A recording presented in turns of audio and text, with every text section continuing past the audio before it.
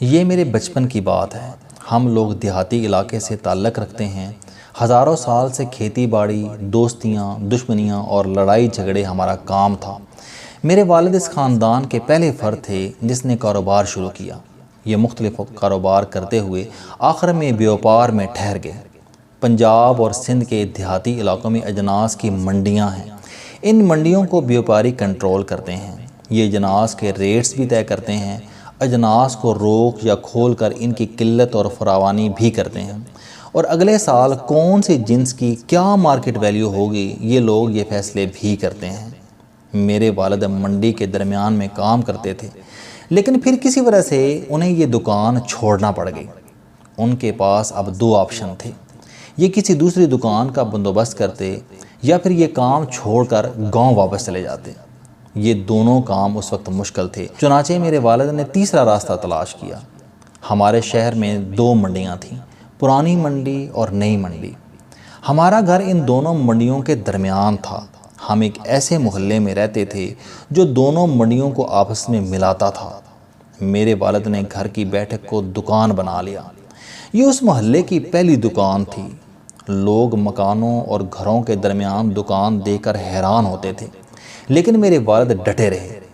اس دکان نے آہستہ آہستہ پوری گلی کو مارکیٹ بنا دیا۔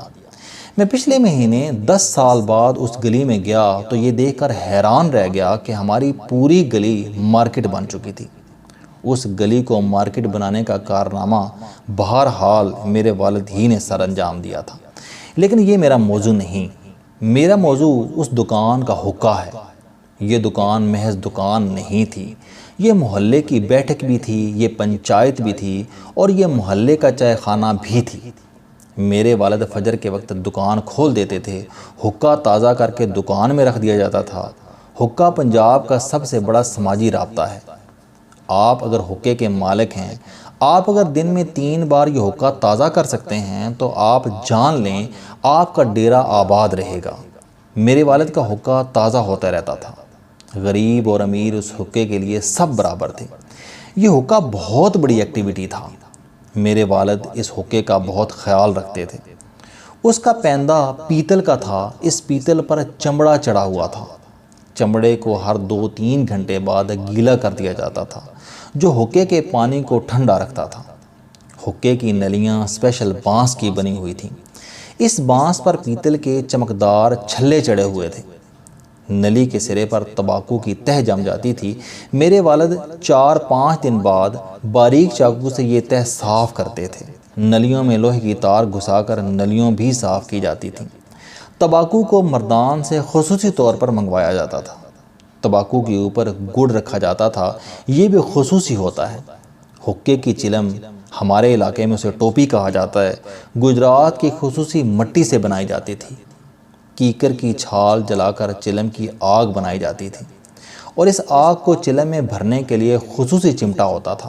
ہم نے والد کو ہمیشہ حقے کا خاص خیال رکھتے دیکھا۔ ہمیں بعض اوقات محسوس ہوتا تھا کہ ہمارے والد ہم سے زیادہ حقے سے محبت کرتے ہیں، چنانچہ ہم اس حقے سے جیلس بھی ہو جاتے تھے۔ ہم اس کا انتقام نلی میں الٹی پھونک مار کر لیتے تھے۔ ہماری الٹی پھونک کے نتیجے میں حقے کا پانی چلم میں چڑھ جاتا تھا۔ یہ پانی آگ بجھا دیتا تھا اور یوں حقہ خراب ہو جاتا تھا، اور ہمارے والد کو نئے سرے سے حقہ تازہ کرنا پڑ جاتا تھا۔ یہ ہماری شرارت سے واقف تھے، لیکن انہوں نے اس گستاخی پر ہمیں کبھی نہیں ڈانٹا۔ ہماری دکان کی دوسری بڑی اٹریکشن ٹیلی فون تھا۔ پورے محلے نے اپنے عزیزوں اور رشتہ داروں کو ہمارا فون نمبر دے رکھا تھا۔ ہم تمام بھائی اسکول سے واپسی پر ٹیلی فون آپریٹر بن جاتے تھے۔ لوگوں کے فون آتے تھے اور ہمارے والد ہم میں سے کسی نہ کسی کو محلے داروں کا نام بتا کر اس کے گھر کی طرف دوڑا دیتے تھے۔ ہم ان کے دروازے کی کنڈی بجا کر اونچی آواز میں نعرہ لگاتے تھے، چاچا جی آپ کا فون آیا ہے، اور اندر سے موجود لوگ فون آیا کے نعرے لگاتے ہوئے ننگے پاؤں دوڑ پڑتے تھے۔ اس فون اور حقے نے محلے میں ایک نئی کلاس کو جنم دے دیا۔ لوگ فون کرنے اور حقہ پینے کے لیے ہماری دکان پر آتے اور گھنٹوں بیٹھے رہتے تھے۔ یہ ہمارے والد کو اپنے دکھڑے بھی سناتے۔ ہم ان میں سے چند لوگوں کو روز اپنے والد کے پاس بیٹھا ہوا دیکھتے تھے۔ یہ صبح کے وقت آتے تھے اور بعض اوقات شام تک دکان پر بیٹھے رہتے تھے۔ یہ چائے بھی وہیں پیتے تھے اور ہمارے والد کے ساتھ کھانا بھی کھاتے تھے۔ یہ ادھار بھی لے جاتے تھے اور ہمارے والد کو کسی نہ کسی کام میں بھی استعمال کر جاتے تھے۔ ہم ان لوگوں کو اپنے والد کا گہرا دوست سمجھتے تھے۔ یہ ہمارے چاچا جی بن چکے تھے۔ ہم ان کا بے حد احترام کرتے تھے۔ میرے بچپن کی بات ہے، ایک بار میرے والد کا گلا خراب ہو گیا۔ گلے کے اندر انفیکشن ہو گیا۔ تمباکو بلکہ ہر قسم کا دھواں اس انفیکشن کے لیے انتہائی نقصان دہ تھا۔ ڈاکٹروں نے والد کی تمباکو نوشی بند کرا دی۔ میں آپ کو یہاں تمباکو نوشی کے بارے میں ایک دلچسپ حقیقت بھی بتاتا چلوں۔ دنیا میں تمباکو نوشی کی چند غیر مطبوعہ روایات ہیں۔ سگریٹ نوش دنیا کے کسی بھی کونے میں کسی بھی شخص سے کسی بھی وقت سگریٹ مانگ سکتے ہیں اور دوسرا سگریٹ نوش انکار نہیں کرتا۔ یہ تمباکو نوشی کے دوران عموماً گپیں بھی مارتے ہیں۔ میرے والد چین اسموکر تھے۔ یہ میرے ساتھ ایک بار پیرس گئے۔ جہاز میں تمباکو نوشی کی اجازت نہیں تھی، چنانچہ ابا جی نے 6 گھنٹے کی فلائٹ بڑی مشکل سے گزاری۔ ہم جو ہی ایئرپورٹ پر اترے، ابا جی امیگریشن کی ساری قطاریں اور کاؤنٹر رون کر باہر نکل گئے۔ راستے میں انہیں جو بھی روکتا تھا، یہ انگلی سے سگریٹ کا نشان بناتے تھے اور گورا راستے سے ہٹ جاتا تھا۔ میں امیگریشن کے مسئلے حل کر کے باہر نکلا۔ میں نے دیکھا کہ میرے والد ایک گورے کے ساتھ کھڑے ہو کر سگریٹ پی رہے ہیں اور اس کے ساتھ گپس بھی لگا رہے ہیں۔ میں اس عجیب و غریب تبادلہ خیال پر حیران رہ گیا۔ گورے کا تعلق آسٹریلیا سے تھا، وہ انجینئر تھا اور شارٹ کورس کے لیے پیرس آیا تھا۔ وہ انگریزی بول رہا تھا، جبکہ ابا جی ان پڑھ ہیں اور پنجابی کے علاوہ کوئی زبان نہیں جانتے۔ میں ان کے قریب پہنچا تو میری حیرت کی انتہا نہ رہی۔ آسٹریلین انجینئر ابا جی کو انگریزی میں بتا رہا تھا کہ فلائٹ بہت لمبی تھی۔ میں نے 10 گھنٹے سے سگریٹ نہیں پیا۔ یہ سفر میرے لیے بہت مشکل تھا۔ ابا جی اسے پنجابی میں بتا رہے تھے کہ میں نے آخری سگریٹ دبئی میں پیا۔ 6 گھنٹے سے سگریٹ کے بغیر ہوں اور یہ سفر میرے لیے بہت مشکل تھا۔ دونوں سگریٹ پھونک رہے تھے، 2 مختلف زبانوں میں گفتگو کر رہے تھے اور کہکے لگا رہے تھے۔ مجھے اس وقت معلوم ہوا کہ سگریٹ نوش زبان سے بھی بالاتر ہوتے ہیں۔ یہ مختلف زبانوں، علاقوں اور تہذیبوں سے تعلق رکھنے کے باوجود ایک دوسرے کا مسئلہ سمجھتے ہیں۔ یہ سگریٹ کی ویلیو سے بھی واقف ہوتے ہیں۔ ڈاکٹر نے جب میرے والد کے حقے پر پابندی لگائی تو یہ خبر میرے والد کے لیے سورہ اسرافیل کی حیثیت رکھتی تھی۔ یہ پریشان ہو گئے، لیکن ڈاکٹر کا فیصلہ عدالتی فیصلہ تھا۔ میرے والد ڈسپلن کے بھی انتہائی سخت ہیں۔ یہ جب کوئی بات، کوئی چیز ٹھان لیتے ہیں تو یہ پھر اس سے پیچھے نہیں ہٹتے۔ میرے والد نے حقے پر پابندی لگا دی۔ ہم لوگوں نے حقہ اٹھایا اور گودام میں رکھ دیا۔ یوں دکان کی بڑی اٹریکشن اچانک ختم ہو گئی۔ حسن اتفاق سے انہی دنوں ایکسچینج کی اپ گریڈیشن بھی شروع ہو گئی اور ہمارا فون بھی عارضی طور پر کٹ گیا۔ یوں دکان کی دوسری اٹریکشن بھی ختم ہو گئی۔ ان اٹریکشنز کے خاتمے کے ساتھ ہی دکان کے رش میں کمی ہو گئی۔ لوگ دکان کے قریب پہنچ کر منہ نیچے کر لیتے تھے اور تیز تیز قدموں سے آگے نکل جاتے تھے۔ وہ لوگ جو روز صبح سویرے ہماری دکان پر آ کر بیٹھ جاتے تھے اور ان کی شام اسی دکان پر ہوتی تھی، وہ بھی اچانک غائب ہو گئے۔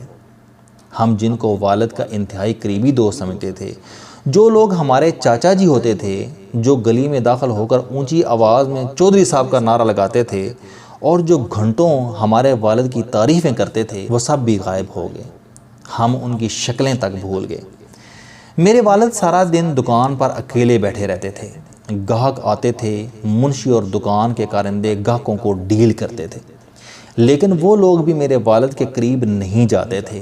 وہ دور سے انہیں سلام کرتے تھے، رسید بنواتے تھے اور رخصت ہو جاتے تھے۔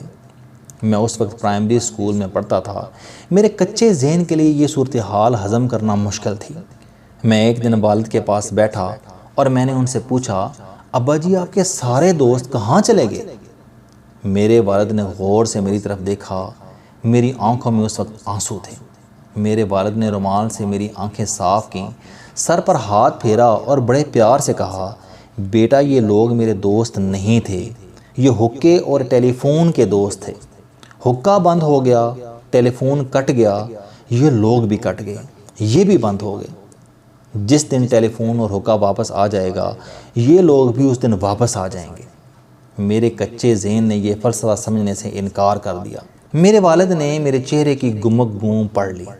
وہ بولے، بیٹا یاد رکھو، اللہ تعالیٰ جب آپ کو کوئی نعمت دیتا ہے تو یہ نعمت اپنے ساتھ نئے دوست لے کر آتی ہے، لیکن ہم نعمت کے ان دوستوں کو اپنا دوست سمجھ بیٹھتے ہیں۔ یہ ہماری بے وقوفی ہوتی ہے۔ یہ نعمت جس دن چلی جاتی ہے یہ سارے دوست بھی رخصت ہو جاتے ہیں۔ میرے والد نے اس کے بعد شاندار نصیحت کی۔ انہوں نے فرمایا، بیٹا آپ کا اصل کمال یہ ہوگا کہ آپ نعمتوں کے دوستوں کو نعمتوں کا دوست رہنے دو۔